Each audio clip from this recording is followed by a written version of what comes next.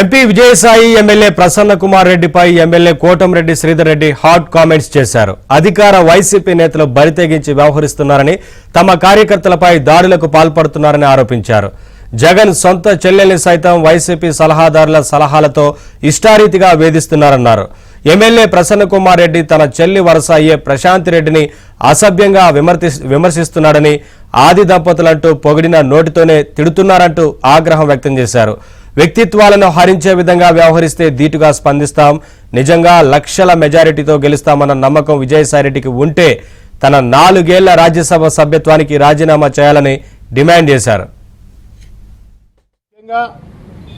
ప్రతిపక్షాల నాయకుల మీద, కార్యకర్తల మీద దాడులు కావచ్చు, ప్రతిపక్ష నాయకుల మీద, కార్యకర్తల మీద సోషల్ మీడియా వేదికగా చేసుకొని ఇష్టారీతిగా మానసికంగా దెబ్బతీసే రీతిలో, వ్యక్తిత్వాన్ని హననం చేసే రీతిలో తప్పుడు ప్రచారాలతో కోట్లాది రూపాయలు ఖర్చు పెట్టి వేధిస్తున్న తీరు, అన్నిటికీ మించి వైఎస్ఆర్ కాంగ్రెస్ పార్టీ బరి తెగించి కొన్ని సోషల్ మీడియా ఛానల్స్ని, యూట్యూబ్ ఛానల్స్ని కొనుగోలు చేసి, కొనుగోలు మాత్రం అనధికారికంగా ఉంటుంది, ఆ ఛానల్స్ లోగో మీదనే ఉంటాయి, కానీ ఎన్నికలు పూర్తయిన దాకా దానిలో పెత్తనం అంతా వైఎస్ఆర్ కాంగ్రెస్ పార్టీ నాయకులది, వైఎస్ఆర్ కాంగ్రెస్ పార్టీ పెయిడ్